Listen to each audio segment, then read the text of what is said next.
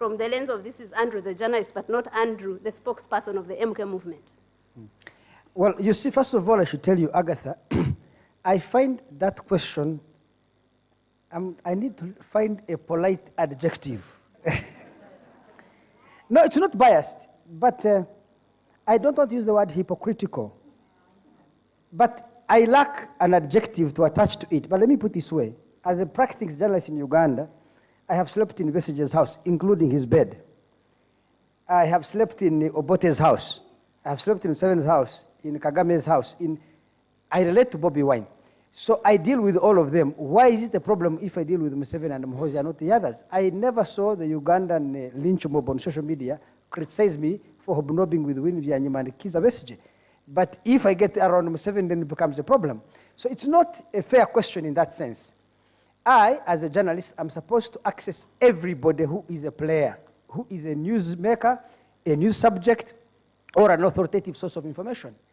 And I advise journalists, these people who are newsmakers, presidents, ministers, opposition politicians, human rights activists, whatever they are, first and foremost, they're human beings. They're human beings first, and they are those official titles second. When you go to them and you want to get insights into what happens in the corridors of power, whether in the opposition, in the church, or wherever it is, look at them as human beings first. They have families, they have fears and anxieties. So you win to win them over for them to believe you and provide you information. I've been dealing with Museveni, let me say, okay, close to Museveni for many years, and perhaps that is why there is no journalist in Uganda who has published as many inside stories of what transpires in the cabinet, in the army high command, in whatever it is than me, because the generals, the presidents, the ministers, I deal with them. How are you going to break stories that are so powerful without access to those who make that news? The third thing, I was inspired as a young person by a journalist called Bob Woodward at the Washington Post. Practically has written about 2 books on every president. I don't know, and have read every single book he has written. It's incredible how he's able to get everyone to speak to him. Whether it's Donald Trump, he has a book called Fear. Whether it's Obama, whether it's George Bush, or whoever it is. And he has not yet written a book on Joe Biden, but he's able to reach the Secretary of State, the head of the CIA, the Secretary of Defense, practically the Secretary of Homeland Security, every president. He has dinner with them, and he's able to listen to your stories and write. And I believe that he is fairly impartial, balanced, or you can call it neutral. But navigating that terrain is a judgment you make as an individual journalist, because there cannot be a blueprint. You need to study the emotional, the feelings of the person you are dealing with. Let me give you an example. I'm a talk show host. I cannot host a talk show. I advise you cannot. You will need to have the most influential persons to come on your show. That is what gives it ratings. That's what makes your audience follow it. If you can host presidents, you can host powerful individuals, then you must win their confidence to come on your show.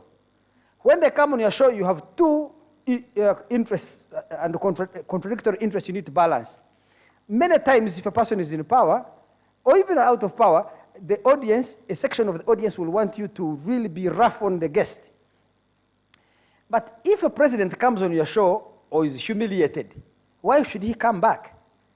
But his appearance there allows you to reach a larger audience and bring out the truth. So you must balance your questions. You must ask the tough questions, but you must also ensure that they walk away when they feel they have achieved the objective of communicating the message to the audience. So life is not this straight thing people talk about. It is, you have to navigate many complicated compromises and concessions in that interview. I must ask the tough questions for the audience to feel like the right questions have been asked and answers gotten. At the same time, my guest must walk away feeling, not necessarily that he has won, but at least he has put his case across. He has defended himself well. So it is that balance that we should always seek in journalism.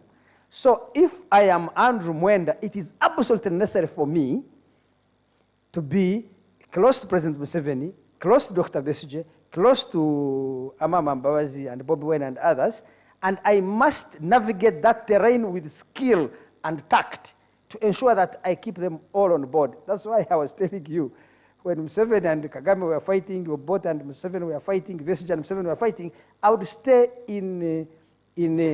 I would go to their homes, I would have dinner with them, I would have breakfast with them and talk to them. and give them assurances that I do not have an agenda beyond the fact that I need information. Now, again, for the journalists, I give you an example.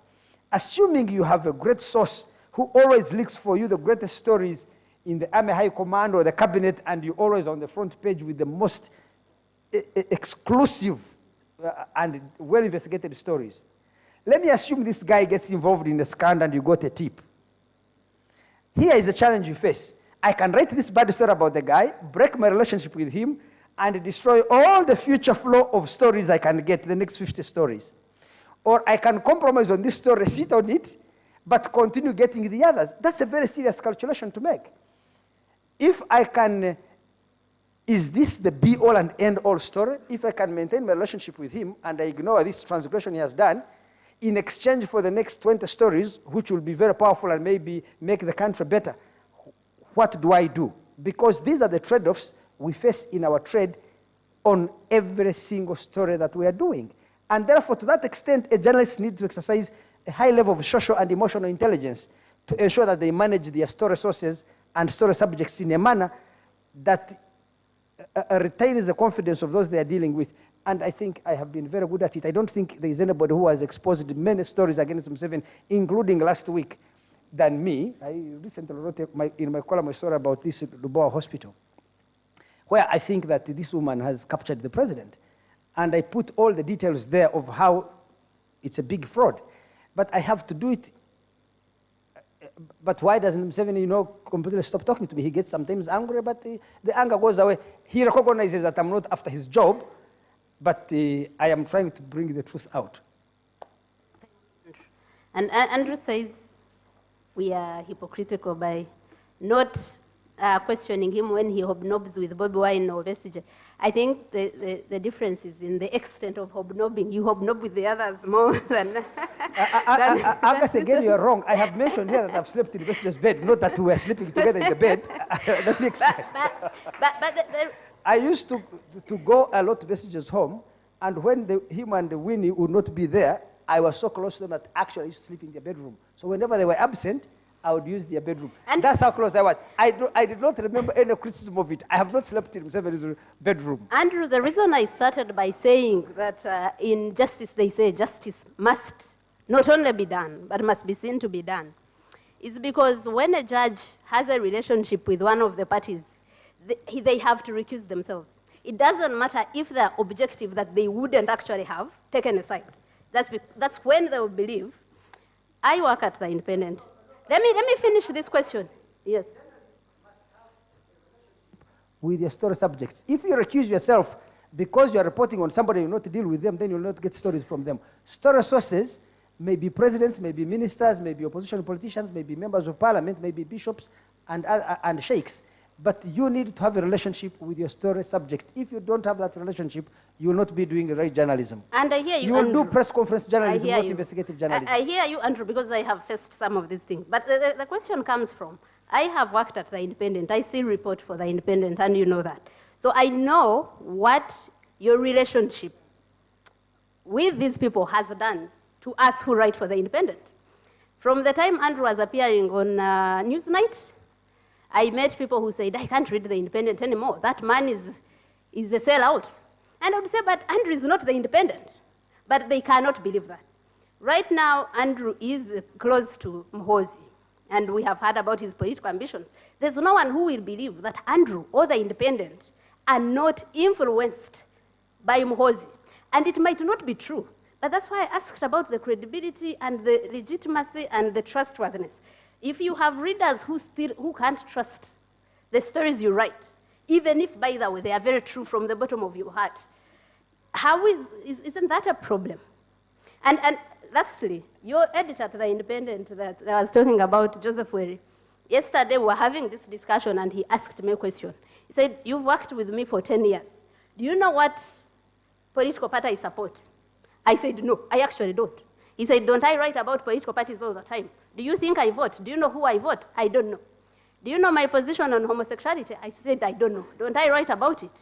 And that makes, when Joseph wrote a story about Bobi Wine and Museveni, because people have not known who he hobnobs with more than the other, they might believe it than a story I've written or Andrew has written. Do you agree? And that's your last question. First of all, you know, I am a liberal. I believe in pluralistic behavior and also pluralistic politics. I don't want there to be one standard of journalism for every single journalist. How we go about our jobs is very different. How Tabu Tajira does his job will not be the same as Canary because they have different skill sets. How Joseph does his job is very different from me because I also have a different skill set. That is one. Two, about those people. Independent has around 500,000 readers every week online. Surely they haven't walked away. So you may have met a particular segment of the audience who say, when is close to Mhozi, I will not read the Independent. I'm sure there are another 1 million who want to read it because I am close to Mhozi. So the audience is not univocal. The audience, the public, many people want to use this idea. The public have said this, but the public have no one voice. There are as many voices about the Independent and many opinions about the Independent and about me in Kampala as the human beings that exist. And to say that people say this, who are those people who are not defined? It may be Kanara who said it. Does that mean Tabu Tajira said it? So I just want to correct you on that. The final thing, by the way, I want to comment about neutrality and impartiality. I think that impartiality and neutrality are like beauty. It's always in the eyes of the beholder. If you have been in journalism for a long time like me, you will know. You can write a story and try to navigate the treacherous terrain of politics and try say, I'm going to be objective, impartial, neutral. Once you finish, a person will write to you. I receive a lot of them saying, you are the most biased human being, you are batting for so and so. And others may write and say, this was a very objective article. Now let me tell you, whenever I write an article criticizing Museveni, people write to me saying, now you are being objective. Hey, but really I was not objective. I was criticizing the man. That's not objectivity. So objectivity is like beauty in the eyes of the beholder, just like neutrality and impartiality. So for you as a journalist, again, I want to advise young journalists, how do you approach this subject? I want to say that impartiality or neutrality or objectivity, by the way, I think you should try as much as possible to tell the truth in a neutral way or an impartial way. The truth also can be told in, you can select particular elements of truth and bias a story, you see. So neutrality and impartiality are important because a story has many elements. I have seen American journalists, they tend to eliminate particular elements of a story and follow on. Like this story on Ukraine, I'm really serious on it. If you say violation of territorial integrity of a country is a bad thing, yes, you show that the biggest offender in the last 30 years has been the United States, and that Putin is actually a student of America. And therefore, before we condemn Putin, we need the most bad-mannered person in the United States and NATO to be put on the... So they select, you can tell the truth, but selective truth where you hide other things. But what I would say about neutrality is that neutrality, it is your integrity as a journalist to say, in my heart, in my mind, in my soul, I made every effort to ensure that I represent the different shades of this subject, its multifaceted nature, as impartially and as neutrally and as objectively as I can. Ultimately, I think that is the standard I set on impartiality and objectivity. It is your integrity as a journalist. The rest, people will say as many things as they wish. Yes, you can never win there. Like I said, I disagree with Andrew a lot. He looks biased, but he's not. The latest example of the anti-homosexuality bill law exonerates him. While people in his movement look at MK as the supreme leader, and they have said that, and they can't question him, Andrew is even going to court to challenge a law that the supreme leader thinks is the best law. So I think you try. Yeah. Thank you for that moral bribe. Canary, you, 2 questions for each of you, even you, Tabu. I mean 2 minutes from that question. Hobnobbing with big people, which is a necessary evil, but also how do we continue to hold these people accountable when it is their turn to be held accountable? If we have reached that level where Andrew talks about a source, this has been your source, but now they are the ones that you should write about. And not just the source, but these other people that become our friends in the practice of journalism. 2 minutes, Canary, The same question for Tabu and the same question for Tracy. First of all, I don't understand what you mean by hobnobbing. I clearly have not been appointed a spokesperson of a movement. Speaking in general. No, in terms of when you report about a place or people, you actually have relationships with these people, yeah? For example, many big people were at your wedding, right? And people on Twitter, you wanted an example, and people on Twitter, there's a time Canary wrote something on Twitter questioning something, and someone said, and people are so mean on Twitter, someone said, but you are with these people at your wedding, why didn't you ask them? So having those big people at your wedding denotes that they are now, you have a relationship, right? Maybe friends, maybe sources, maybe what. So I am asking, how do you strike a balance that you still do your work truthfully, even when it is about people that have become close friends, acquaintances, and things like that? Tabu here will tell you, and it's something that Andrew here said, that there's no way you'll get information from people you do not speak to. I have pictures of me and the former CDF on my Instagram. I have pictures of me and the president on Instagram, and it's even pinned on my profile. That has not stopped me from publishing stories about this government, the president himself, criticize some of the ideas and speeches. It does not stop me if you watch all my live broadcasts, let's say it's about state of the nation or whatnot. It does not stop me from looking back at his speeches and failed promises and pledges.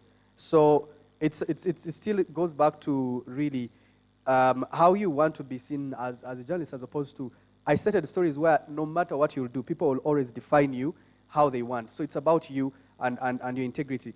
That's one. Number two, it's important that we continue to cultivate all these relationships, because then how will information come out? We write information, from meetings in the High Command, in the UPDF, write information from the Uganda police meetings, write information from all these institutions that you write information and publish articles and tweets about Parliament. I don't think that this information comes to you through a vision while you're asleep. It's because you have relationships with people in Parliament. We do not know who those people are, or maybe we do, but what is important is that you remain, you remain truthful. And in any way, Agatha and the audience, what is it worth to be a journalist if your stories cannot make impact? How will your stories make impact if you do not have relationships with all these people you're calling big? So I will invite them for my wedding, or maybe when I choose to throw birthday bashes. It is important that even when that happens, I still be able to communicate to my audience through getting this information from them and putting it out there.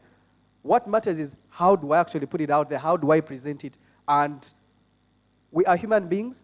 First of all, why doesn't the New Vision or Daily Monitor lead with stories about species in the wildlife? It's because we're already biased as human beings. Who lead with politics, who lead with all these other stories. Why don't we write about information, artificial intelligence, and lead with it on our front pages? It's because we're already biased in our heads, and we think this is what our audience wants. So to conclude is to say,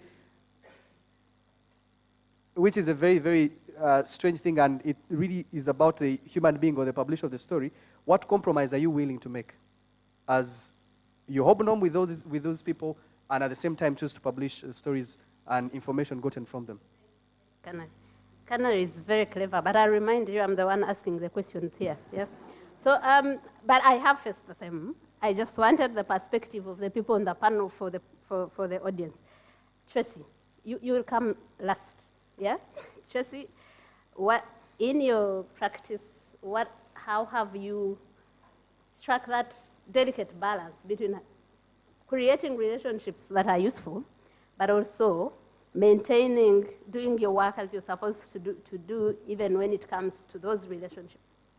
One thing you're not going to take away from the audiences is assumptions, and I mean, by virtue of where you come from, which tribe you are, what your second name is, you're already branded sometimes, even before you say, I am going to do a story. That being said, I still want to really believe that recusing yourself from some of the stories is actually a good thing.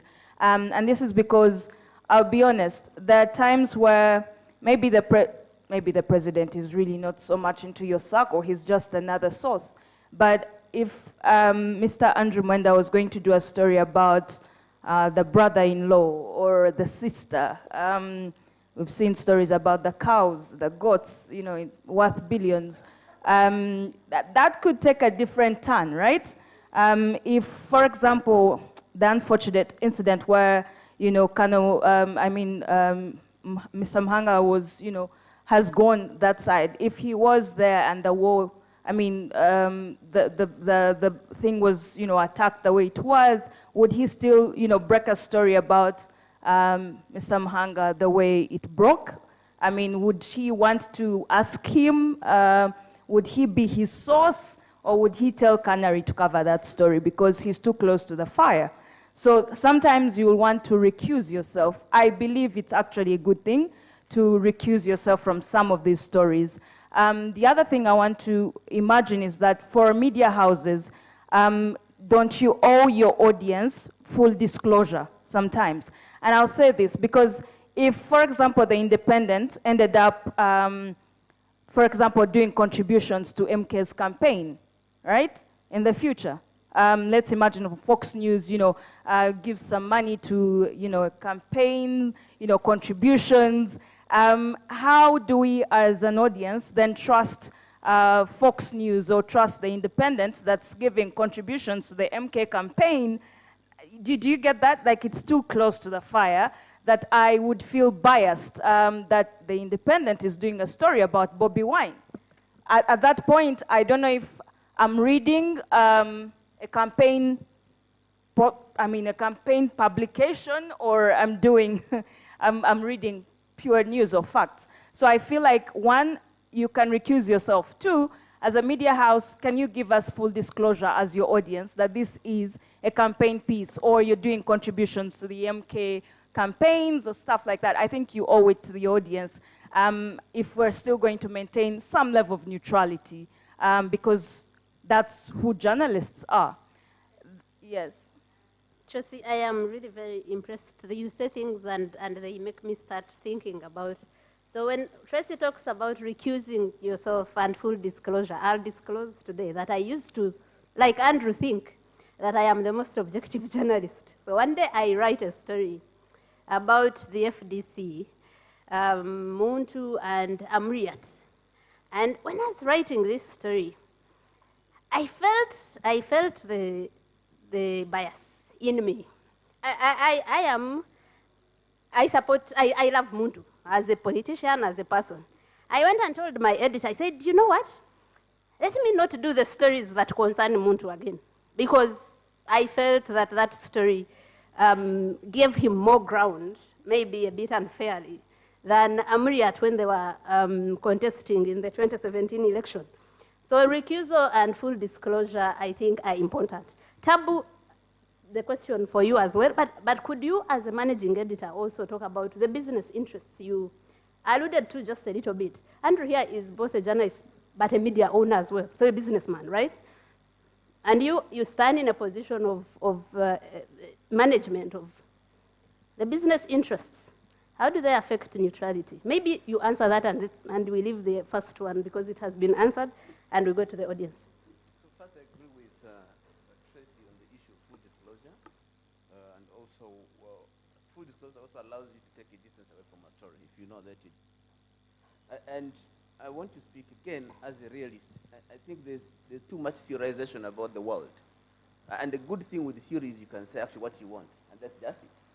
But and when I was that theorist, I used to define leadership as the ability to positively influence another person or others. Now I look at leadership as balancing interests. So essentially, what's happened? That works. Oh, it's on now. Is that right? So I now look at leadership as balancing different and often competing interests, and you're going to make real decisions on real things every day. So I am managing editor in a company that has more than 300 permanent staff. It is a newspaper. The newspaper element has been closed twice by the government, in 2002 and in 2013. If a story came and then they said they're going to shut you up, they're going to close this newspaper, and you're the editor, what do? Do you publish the story because you want to show power that you can actually do it, and then you send 300 people into unemployment? Or do you say, what do we do? Because those are different things. If I was sitting in a lecture room, I would say, yeah, please do this story. This is very important. Absolutely it is, right? And that's right. That's right, because you're not dealing with facts. You're dealing with views and ideation and things like that. This is somebody's business. It's like a shop. The shop owner can decide whether to open the shop or not. But if you're a shop attendant, that decision is different. Your decisions and power are different in that regard. Now, that is reality. Forget everything good you're saying. When the tire touches the tarmac, that's what you deal with. And that's the conversation which is rarely here. Now, we discuss business, we discuss threats to media freedom in the context of the state. I can tell you from where I sit. The state is a problem, certainly, yes. But it's not as much a problem, first, as the owners of the business. Because firstly, 80% or more of journalists in this country are never paid the money. If they are paid, even some people are paid as low as 3,000 per story on the radios. That's the rate, but they actually never get paid. That is an extreme exploitation. The other issue that people talk about is proliferation of online media and say this has democratized the space. At what cost? What is the succeeding business model that supports journalism of online in this country as we speak today? How many of the people who work for online actually get paid? And if they don't get paid, how do they survive in this town? So in other words, we are valorizing a black market, and we're calling it journalism. It's a very serious problem in this country. No one's talking about it. The other element which is very serious is business interests, commercial interests, advertisers. It's far easier to write about a state organ, a state official, than in many cases to write about certain business people or advertisers. That's actually the truth. Because when that decision comes up, the conversation is about the bottom line and the top line. That's what the management is charged with. You, as an editor and journalist, are operating within that limit which has been set for the operation of the business and its sustainability. Now, if you are running a business which is not going to make money, it will not run a journalism. And journalism is expensive. And journalism requires money to do it. Now, you don't have so many philanthropists out there who are going to throw money at you to do good journalism. You must generate that money. How do you generate that money in a small economy like that one of Uganda? Through adverts. And almost always the people giving you adverts are almost always going to be the ones involved in a lot of malfeasance in this country. So what did you do? What did you do? Bomb your bottom base because you just want to write about these guys? So there's actual balancing of interest every single day, and we need to be very honest about these things. That is part of the things that I do, to be objective. So I will make disclosures. I will recuse myself from stories. I will tell you my interest, either it's my relative who is involved in this, but I don't want to be involved. Here are the facts as I know them. I take a day off. The story is done. Then you come back and say, oh, I could not help you because I was not on duty, right? So you must be able. Thank you. Because also, if you're an editor and you have a specialty in killing stories, you're going to demoralize people who look up to you, firstly. And then it raises serious questions about your integrity and value propositions. Mm-hmm. The last thing I want to say in terms of this conversation is, and this is neutrality and all of those kind of things we have engaged with, is that, you see, no one votes to get somebody to become a journalist. I've not, at least in this country, I've not seen it, and I've not known about it anywhere else. The problem is that once you start doing journalism, and you do journalism in a certain way, people attach certain values to you, and they expect you to operate within that space. So there's a perception thing, they clone you in terms of their ideas. So if you do things that they don't agree with, you've become a bad person, you're a sellout. If you do the things they agree with, whether or not those are correct or accurate, you're actually a good person, you're a very objective person. And that's precisely why I say that objectivity can be two subjectivities that you're agreeing, and we need to be very careful about this subject matter. And the last thing I want to say is that because there's a performative meaning of words in that, in the topic that we're discussing, there's always this tendency to say that journalism must be factual. That's actually true. So you can have the most accurate and factual record of it. But that's no more than clerical work. And journalists were not supposed to be clerical officers. The purpose of journalism is to make meaning and connect the dots and make readers, audiences, understand things that are happening so they can form their own opinions based on those things. If you just put a correct, accurate record of things, you could be as good as taking minutes at a meeting. And surely, I don't think that's what journalism was supposed to be. And in that sense, therefore, the space for neutrality that I think might be, that's being canvassed one way or another, I think it needs to be subjected and tested against the truth as it were. Thank you, Tabu. There is something that says, Andrew, have you gone? I was going to say, let someone ask you a question before you go. I'd already seen you are agitated. Please, just sit. Let someone who has a burning question for you ask it, and you go. And thank you for the EU people. Andrew loves you so much. He has never sat in a place for this long. So, is this, yes, please. I think I have a question to Andrew. I'm here. Okay. Yes. So thank you very much. My name is Marion Apio. I do work here at the MCI Hub. We do run a fact-checking organization, the first ever fact-checking organization in Uganda. So my question to Andrew is, I mean, we've talked about, you know, the influence of the state, of journalists. Oh, stand up, yes. We've talked about the influence of the state, the journalists. I think my biggest question here is, what about the developing partners? Where do we see their objectivity or neutrality in supporting journalism? So for example, journalists like myself are thriving to get awards, or we are seeking for support from different partners like European Union. Do we get to tell their objectivity? Where do we stand? Do we still continue to? Because you said it's okay for you to, you know, create a relationship. Do you bite the hand that feeds you? Last question for Andrew, so that you answer them both and we let you go. My name is Edgar Matthew Karuhanga. I am a fact checker with Debunk Media Initiative, but also a political journalist with Digitalk TV. Canary points out something, and he says he stands for the truth. So in order to get the truth, you have to ascertain the facts and make sure these facts are accurate, right, at the end of the day. The thing is, after telling your story, Canary, it is not on you to ensure if they say you're neutral or you're not neutral. Matthew, is the question for Canary? Yeah, it's coming to Mr. Mwenda. Andrew. Yes, just a minute. So when Canary gives you a story, it's you to perceive it as maybe he's biased or he's not biased, but he has given you the truth and the facts. But now we have another phenomenon of Mr. Mwenda here, who outrightly crosses from his neutrality to a political side. My question is, Mr. Mwenda, do you hold the moral authority of being called a journalist if you can stand and take a side and it's well known?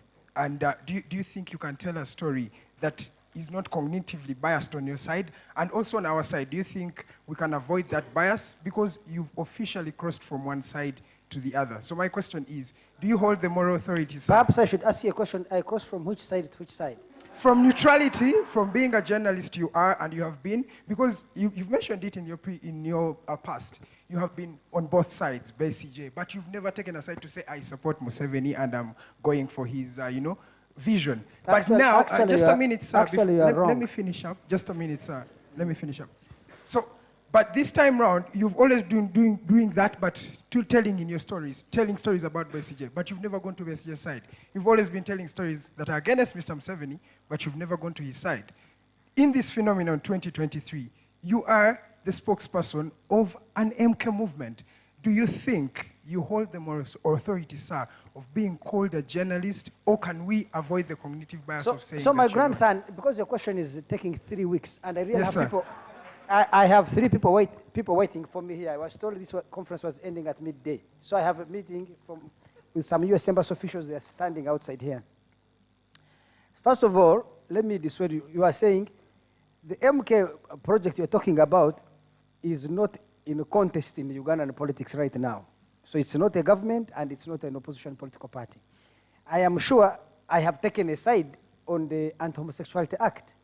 It's very clear. So it's not that I have lived in my politics without taking a side.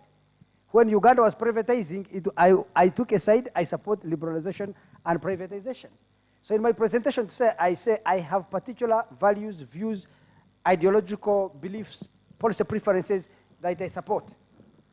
So if Bobby Wine tomorrow supports something, assuming Bobby Wine went to court today to challenge the Anti-Homosexuality Act, you can count me to be on his side as petitioners.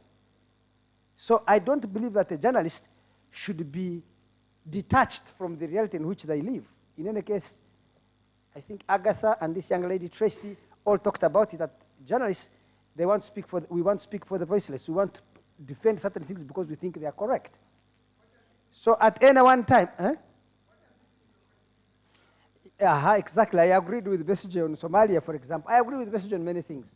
So I don't believe that a journalist should be a statue who tries to avoid controversial subjects. I think a journalist should take a stand. Yes, and taking a stand does not cease you to be a journalist. If you're a journalist without a stand, I can tell you, then you are in the wrong enterprise. How will you cause social change unless you take a stand? That's the biggest challenge you face. So I believe that a journalist should have values, policy preferences, ideological convictions, whatever it is that they are willing to defend, even using the arm of journalism. So I remain a journalist. First of all, I'm no longer a reporter, you can say. I do not think I've written a news story in the last 10 years. I am a journalist who writes a column. My column is written on top opinion. I have opinions, so I articulate those opinions. And every day I write, I am defending a cause or opposing a cause. So I am not an unbiased journalist. I have views. You watch me on TV, really, young man. I've been on TV, I've been on radio. I'm always articulating my opinions in the strongest manner possible. How can you say I've changed? Or I have crossed from where to where? I've always been a highly opinionated journalist from the time I was at university. So let me come to the young lady behind. Now I forget your question. You know, at 110 years, my memory. Yes, let me begin with our development partners. Development partners, these guys you see here, are human beings like us. They are driven by the same instincts as everybody else. They may be white in skin color, they may be from rich countries, but it doesn't change their humanity. They are human beings like us. When Western countries say that we want you to be democratic, they are saying we want you to be like us because democracy is defined by them. First of all, I don't think the United States is a democracy. With all due respect, you have 10% of the population owning 90% of income and wealth. How can it be this corporatocracy that governs? How can the whole ordinary Americans who are so dispossessed? There has been no increase in the average household income in America since 1974 after adjusting to inflation. How many years is that? 40, 50 years. How can any people continue to support that system if it's really democratic and they have a voice? There are different forms of social control corporate America has over the political process that you have a plutocracy claiming to be a democracy. So if you ask about the Western countries are here to ask us to be like them. We are modern, we have good governance, we have democracy, we have freedom, if we mimic how they are organized. Clearly, they have set a standard and they're saying all of us should wear their uniform. It is uniformity that makes us human. If we do anything outside of their script, they say you are backward, you are barbaric, you are despotic, you are tyrannical. These are very, very biased positions by the Western countries. And I always appeal to my friends from the West. You just need to maybe you see, the Western countries have been dominant in the world for the last 300 years. Power, I deal with Museveni, I can tell you, power may blind you from the views of people on the other side. If I was a white person from Norway, Sweden, from America, from Britain, Germany, I would want to put myself in the shoes of these Africans and try to see things from their perspective. But for them, they want to impose their worldview on us. Even all their funding is driven not to realize what we want, but what they want for us. We don't exist in their calculus as independent entities. We exist as an extension of their identity. We are liberal, democratic, human rights respecting. Of course, if you scratch the surface, it's not there. But we are this, and this, and we want you to be like us. And a lot of the problems of Africa emanate from this fact that the institutions of the Western world evolved organically out of their political struggles, their social history, their culture, so many things, elements. Now, they want to superimpose that on a society that has evolved totally differently and say, no, no, no, you must mimic what we are or else we will not support you. So if you ask me, receiving aid from the West is to say, I want to be assimilated and made a replica of the West. That colonial project has never changed. And I'm sorry to say this, my friends from the West, they're so blind to it. By the way, they do it without even knowing. It's like Christians when they go into society. Have you been following the Anti-Homosexuality Act? The Christians are saying, no, this is against God, they quote the Bible. You are assuming that everybody is a Christian. Or for that matter, everybody belongs to a particular interpretation of Christianity that you have. I am a Christian, I don't agree with what Pastor Martin Semper says as a Christian or the Archbishop. So Christianity can have different ideas. So my young lady, the Western countries, they will want you to be them. And they're not aware that they are trying to transform you into a replica of themselves because that's how they understand a modern human being to be. But I think that modernity can exist in different forms and shapes. Thank you so much. I have to go. We let you go. There is a question burning. I'll bring it to you if it is person to holder. And yes, Andrew, in his keynote, when he was ending it, he asked his friends from the West to remain as liberal as we've known them to be and not hold his views against him. He's right. I think he's the most liberal person I've ever worked with. You disagree with him, but he will not fire you tomorrow because you said that he supports MK and you don't support MK, which is a good virtue that we should all have, and that would make journalism easier on all of us. More questions for the panelists here, and whoever has a question for Andrew, maybe we can take it up with him later, but I'll take more questions. We still have about 15 minutes. Hello, thank you so much. My name is Jotham Alinaitwe from Uganda Christian University. I have a question for Kanare. How do you maintain your neutrality when reporting on sensitive or controversial topics? For example, the current topic we are having on, realize that every person has his or her own belief, but you're working for a media house, and this media house, maybe you are the key reporter in that sector. Another question goes to Madam Patricia. Do you believe that journalists have a responsibility to be neutral, or it is more important for them to be transparent about their bias or perspective against some issues? Thank you. God bless you. God continue blessing journalists.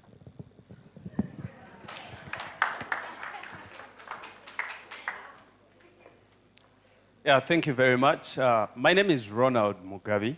I work with FUFA Media. And my question goes to Dr. Patricia. I've been listening to this panel talking about different things and different people. And then I went back to communication, the basics of communication, the loss of contextualization in the passing on of information. Because we hear Justice Kakuru, you hear MK movement, then I look at the other audience that is not local and I'm thinking, do they really understand what these people are talking about? So the loss of contextual application in our passing on communication to the audiences that we want to communicate to. Dr. Patricia, have we lost on that? And also the other factors like referencing and you know, trying to quote, because most journalists tend to give information, even the young ones who have not been there in the 1970s, tend to give information like they were actually there on ground. And I'm thinking, okay, the audience will judge and will actually see that there's a mishap on that. The other question is for the fact, the debate that Andrew left with here. It's not a question to Andrew, but it also comes back to the new digital age has given us words like light, L-I-T-E. The step down or the stepping down of the debate. For instance, in Uganda, we talk about politics. And when we get into politics, we quickly discuss the actors in the political arena. But then we forget the ideologies or the the views they represent. Have we lost out on that? Does that also omit some... Thank you. Yeah, some photo.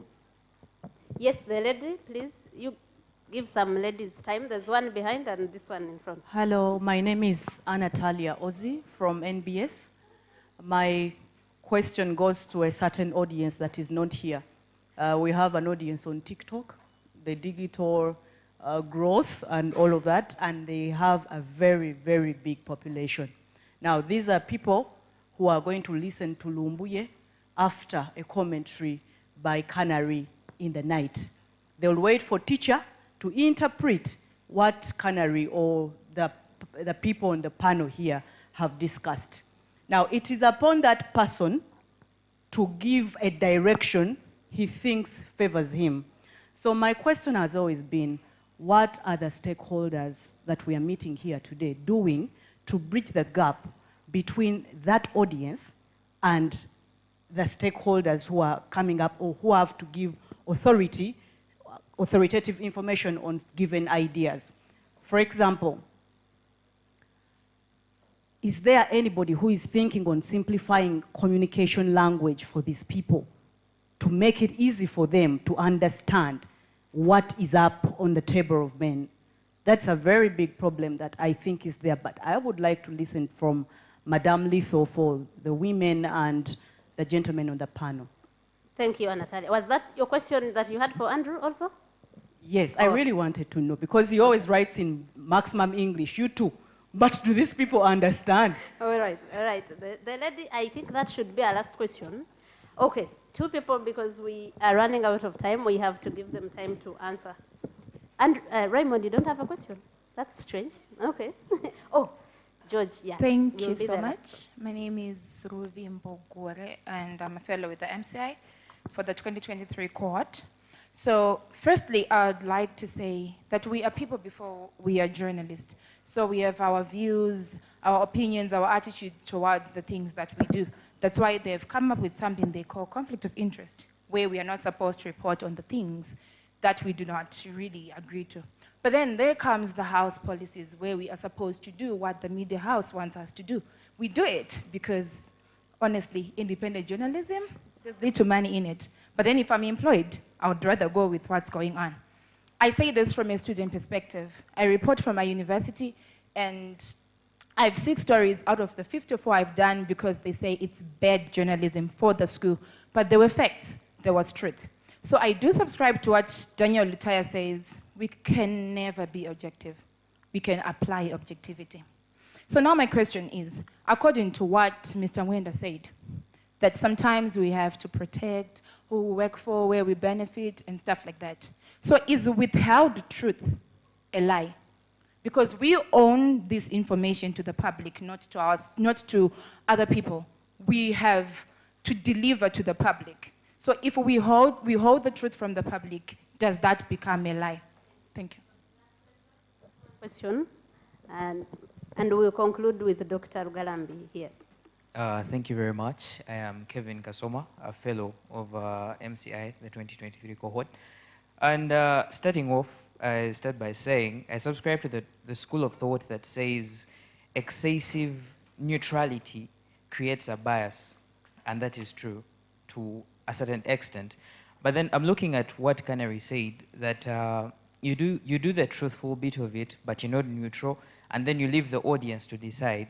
But leaving this audience to decide, doesn't it create a bias in some way? That you talked about the Lusanja kind of story, that you're siding, you find journalists, okay, that are going to side with a billionaire, and then a majority who are with the minority group, of which we're now seeing very many cases of minority groups, like the latest case that we're dealing with after the passing of the anti-gay law, that you're now seeing the LGBTQ community as a minority. So the question is, in us delivering the truth, doesn't it create a bias in some way? And two, when... No,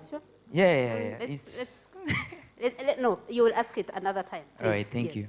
So Dr. Rugalambi, I am sure his is not a question. Dr. Rugalambi must make a submission. He told me journalism 15 years ago, And he has taught many of us. We'll be happy to hear. I actually have a question, because I'm here to learn, and learning never stops. So, but it's really about political engagement. And I'm wondering, does political engagement necessarily imply inserting yourself into the political process? Because I see a thin line there, that how do you politically engage without actually playing politics? Because I think the slippery rope, or rather the slippery slope for Mwenda is that he's playing politics, you know?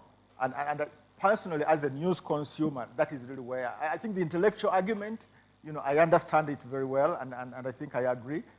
But I think there is a slippery slope, you know, that is going down of actually playing politics, inserting, you know, oneself, you know, becoming a political subject yourself. And I think that is the confusion for all of us. You know, even as older people are totally confused, actually, because it's difficult to understand.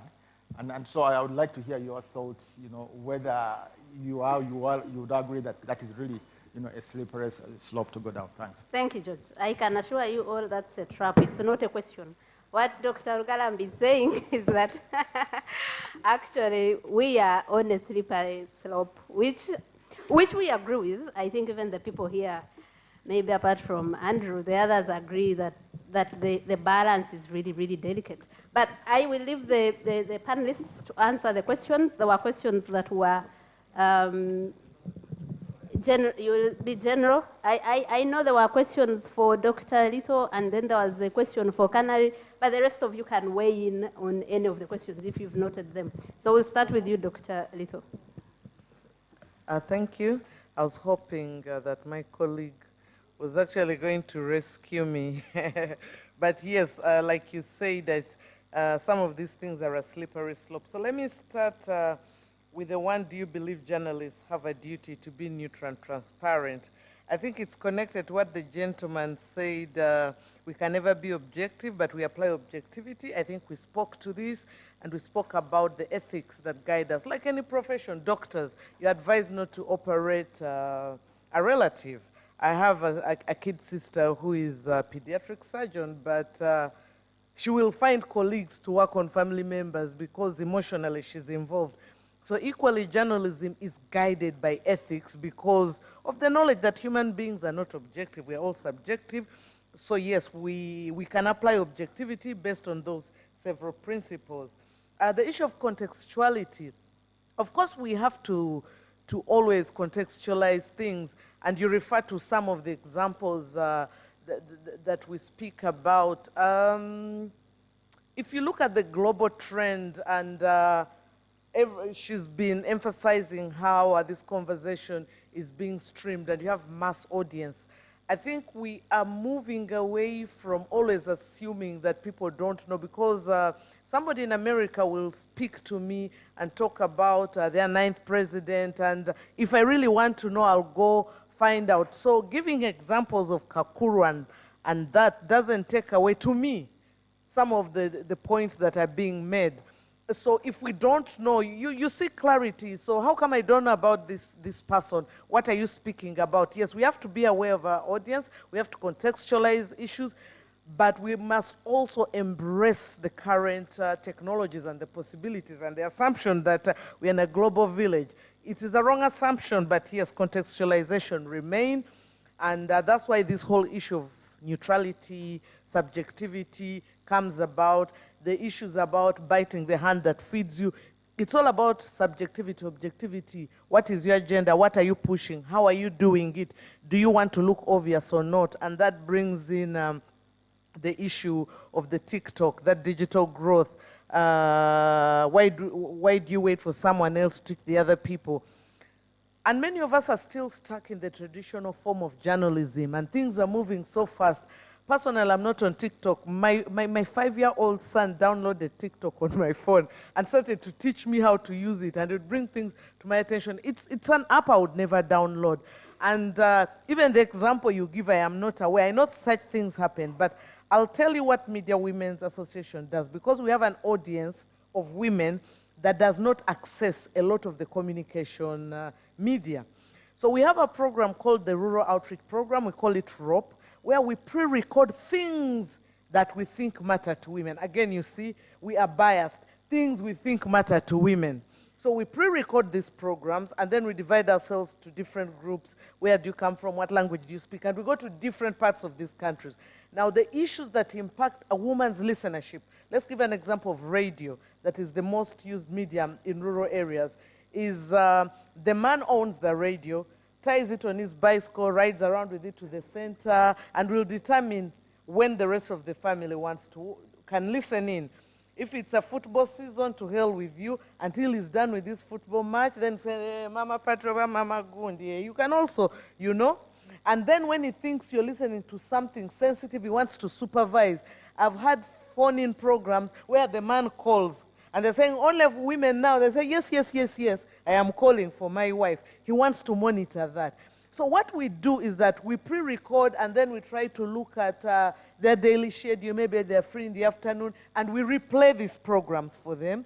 And then we try to break down things, laws, health, I don't know, whatever. So several things that we think as media women are important. And sometimes they challenge our choices. That it would have been better if you talked about this. I would rather know about this. So it's almost like that, a replica of that, but we are doing that for women, rural women, selected women, not every woman in Uganda. So again, a few are benefiting. And there was the issue of what stakeholders are doing to bridge the gap and simplify communication. I think in the midst of all this, we shouldn't forget misinformation, disinformation, distorting of facts and images now. Yeah, you can find yourself murdering someone, and there's a whole video showing you killing someone. We've seen President Museveni dead. We've seen I don't know who murdered. We've seen the other day I was seeing the French president running from bombing. But it shows you what artificial intelligence, what these technologies, the possibilities it brings. So as stakeholders are aware, I know that is sort of a challenge to us, the trainers. Are we aware about these things? Yes, we are aware about these things, and that's why there's always the curriculum review. Maybe we are not as fast enough as the technology, but we endeavor. And even the process of getting your curriculum reviewed takes long. First of all, the debate amongst your colleagues, then the submission to National Council. Now, the other day, you saw the courses that have expired.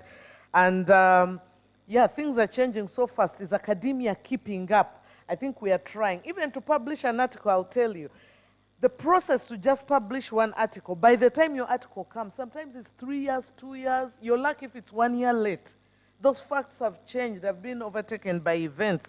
So yes, we need to think through this and see what to do. And I think the last one was about what George was talking about. Are we going down a slippery slope? Political engagement, neutrality, impartiality. Is it possible? Yes, it's possible. But if we are obviously politically active, we've seen journalists who have deliberately crossed and become MPs and have moved away from journalism. Then we have the issue with our old man of the clan and what he's doing, and everybody's left confused and is saying, yes, you can do that. But maybe it's food for thought on how we rethink how we practice and what we should emphasize and what ethics we should appreciate. Or you should just say, I've left journalism. I think it's sort of implied. I'm now into commentary. I'm into PR, you know. Actually, some of the media persons, personal media handlers for a lot of politicians are very good journalists, but they clearly move away from active journalism and go do PR for other people. Thank you. Thank you, Dr. Lithu. I don't want Jazaho to start signaling me for time. Agatha, can I just... Yes, so I was going to say, can we have 2 minutes for each of you to wrap up this? Okay, I'm going to speak about neutrality this way. Neutrality is also the ability you have to realize that there are opinions outside of your opinion. The power you have to listen to another person's opinion, that tolerance is the first step to neutrality. So yes, you have your views, but there is someone else that has views. And you owe it to yourself, the audience, as a journalist, to make sure you present not just your opinion, but someone else's opinion as well, two sides to the story. That being said, political engagement, we have had, like she said, so many journalists that are now politicians, but kindly let us know that you've crossed. Leave the profession. Kindly let us know that you're standing for that position. However, we've also seen that transition is a slippery slope. Someone will start campaigning as a journalist. The stories they do, how they tell them, who they criticize, so that they build that political career while they're still journalists. Keep an eye out for those ones. Because there are reporters that are campaigning already. But outside of that, again, please, if you have a conflict of interest, recuse yourself. Also make it known to another person that you are heavily invested in this story.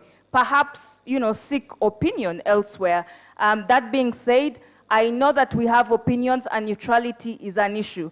However, the extent of journalists, for example, shunning away from, you know, voting because you want to stay neutral, I don't subscribe to the notion that you can't even politically engage in just, you know, ticking a ballot for someone.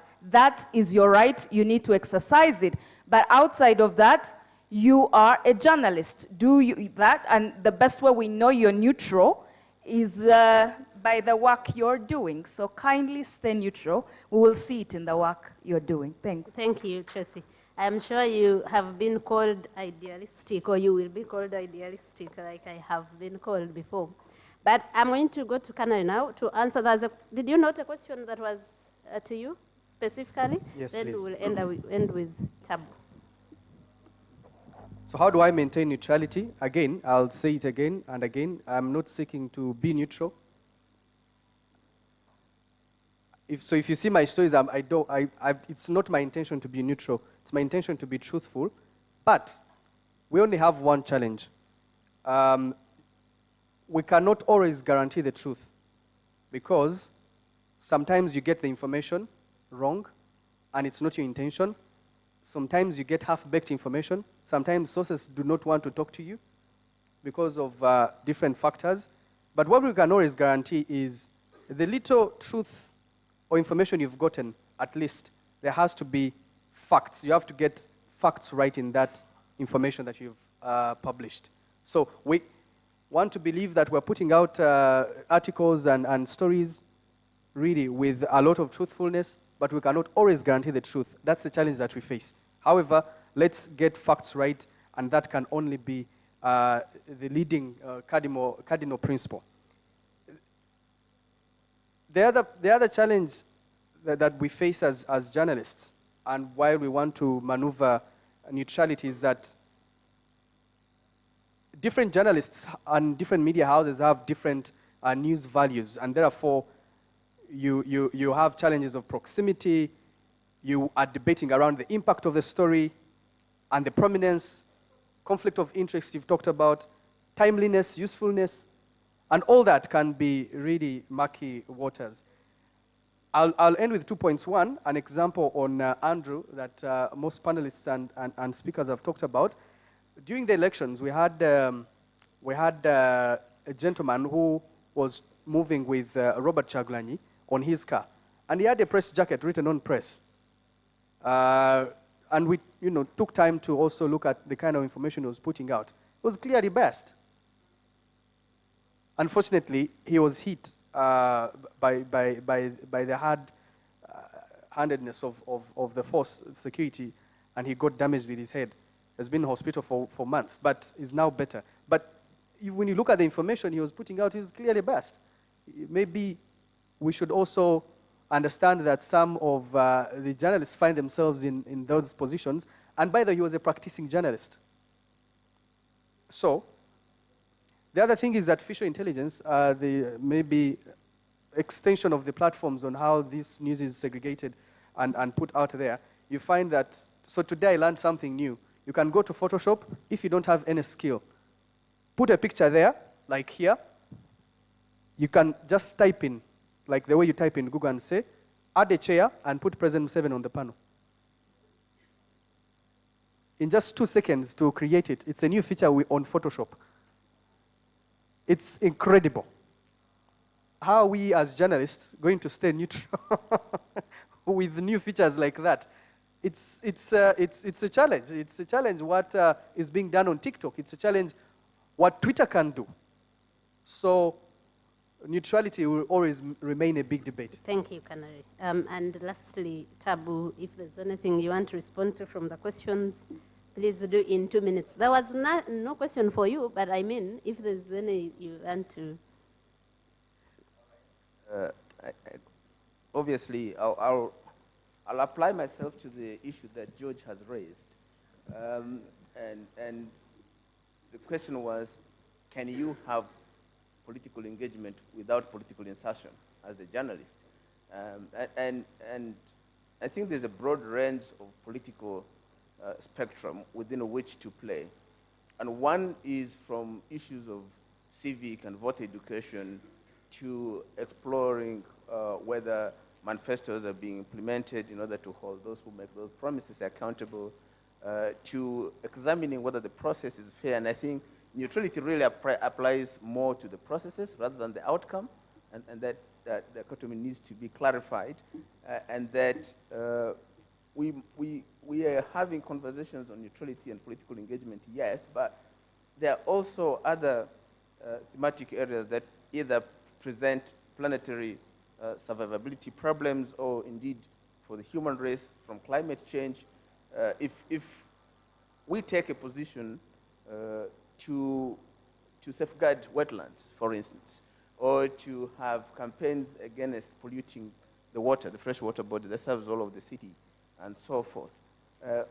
It's a very thin line where you are pursuing the agenda of journalism and where it is activism, right? Because at the end of the day, both processes expect that there's a change in the status quo for the better, right? So perhaps they're almost like cousins.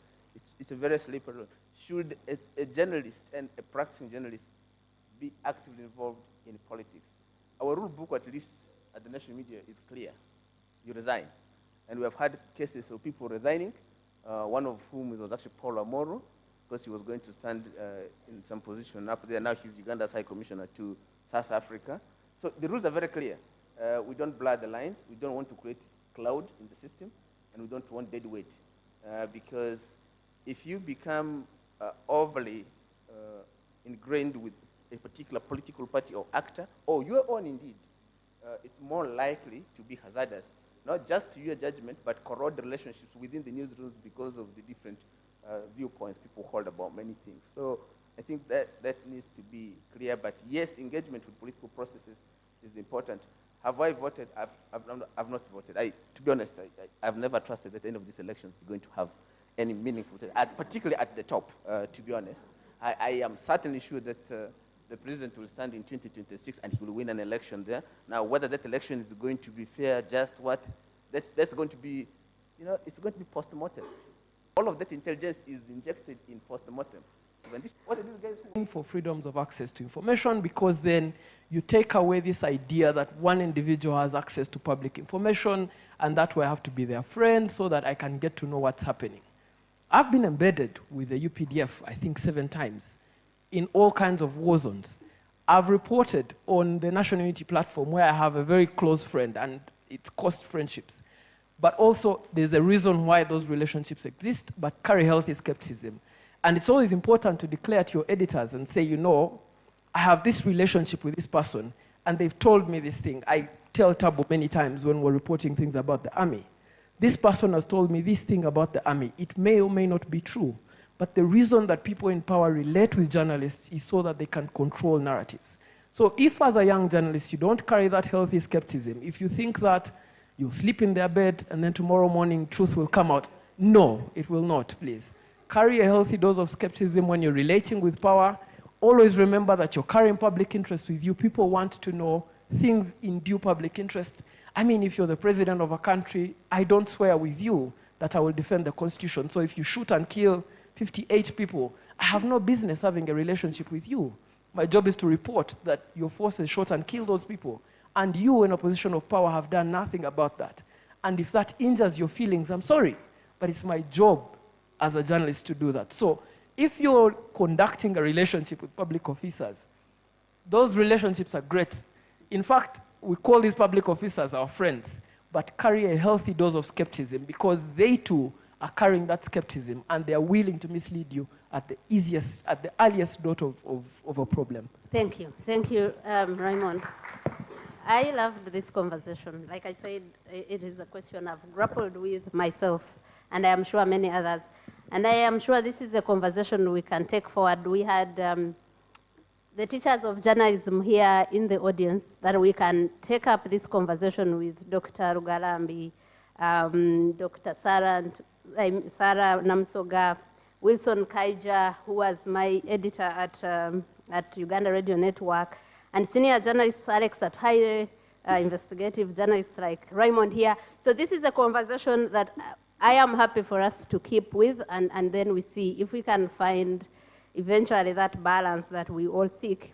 Because Raymond says keep a healthy criticism, and I also say keep a healthy distance. Don't sleep in their bed and expect that tomorrow you're going to write about them. Please, a round of applause to my panelists. I think they did a good job. I'll conclude this with a short story. Recently, like I told you, I wrote about the opposition in Parliament, and I wrote specifically about two people, the leader of opposition and the shadow finance minister, Honorable Mwanga Chivumbi.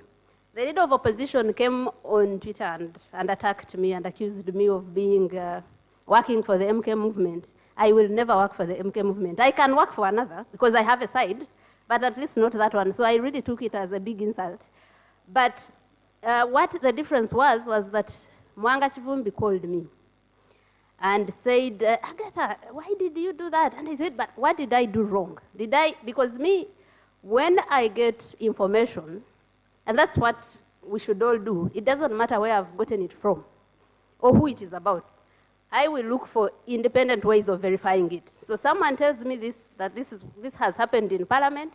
I look for footage. I see that exactly how it happened. So I write about it. So I tell Honorable Mwanga Chivumbi, I didn't do anything wrong. I put facts there. I didn't say anything false. So he said, no, actually that's true. You wrote facts. But there's a context. Since I am someone known to you, you should have called me. And maybe if I had explained the context in which this happened, you would have reported it differently. But that, for me, is a problem. If we will now have he said, she said. But I thought if I have information, facts, and like I said, this is something that I'll ask the teachers of journalism later. If I have found facts and substantiated them, why do I still need to ask? Now, would the question be, did you do this when I see that you did it? Or would it be, why did you do this? So it's hard to be neutral, I agree, but also harder to be neutral to a government that beats us, journalists, and arrests us and imprisons us. So you would find naturally that most of us, the side is the other side. I think the most important thing is to write facts. Whether you are on this side or not, the truth and writing it as objectively as we possibly can is what we can achieve. Thank you very much. Thank you for this session. Thank you to the EU and MCI for putting it together. Thank you for trusting me with this job. I don't know how well or unwell I did it, but I am very honored. Thank you.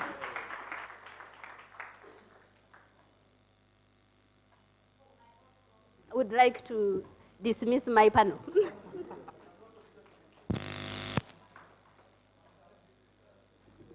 Indeed, this has been a thought-provoking engagement. A round of applause to our moderator and our panelists. We have parting gifts for the moderator and the panelists. I'd like to ask Hilda to please bring those gifts. Would ask our deputy head of delegation to please hand over the gifts. First, we begin with our moderator, Agatha.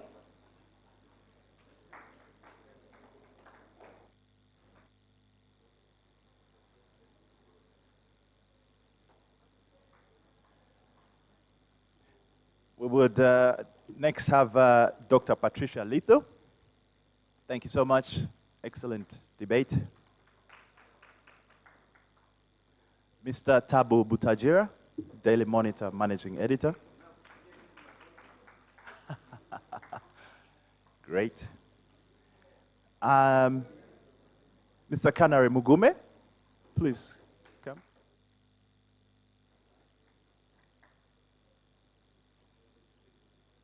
I know he's around. Thank you so much.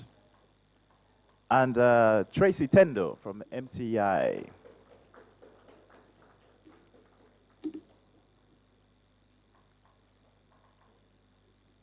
Also, our host this morning, this afternoon, from the MCI, Abbas Mpindi, please come.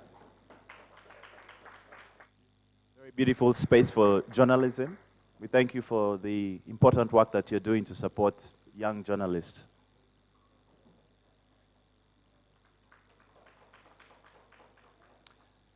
And then just usual things we always do, a group photo with the Deputy Ambassador, panelists, and our moderator, plus Mr. Mpindi from MCI. Yes, up here.